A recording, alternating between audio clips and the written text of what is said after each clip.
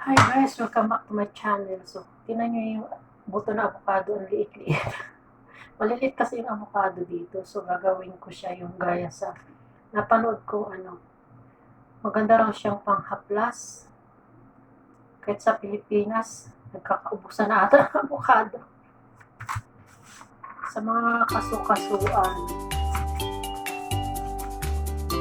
kahit anong langis siya, pwede siya daw.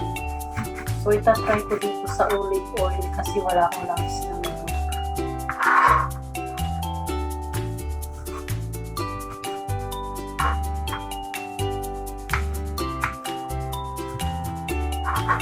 Ang liit. Kinain ko yung laman niya kasi hinog na siya. Binili ko to. So, nakalimutan kong bumili ng para gawin ko siyang langis. Kaya olive oil ang gagawin ko. Pwede naman siguro yung olive ay yung baby oil. Nilitan ko yung bayo.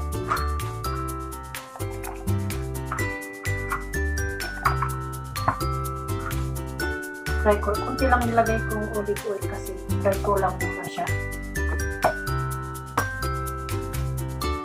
Talagang epektibo.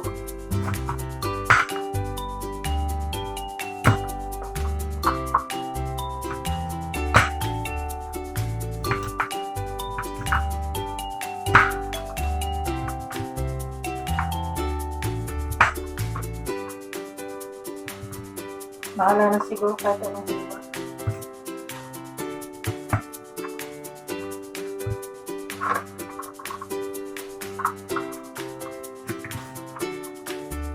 Medyo malaki siya.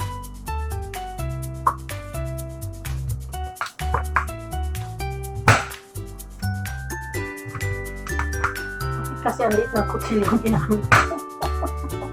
Nagpapakahirap. May malaki naman kutsilyo. Try ko mag-ipa. Nasugatan.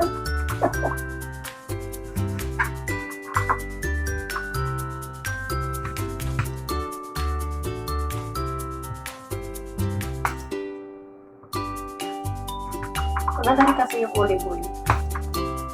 Masakit yung ulo ko, yan ang pinapang-massage ko. Hiyang ako.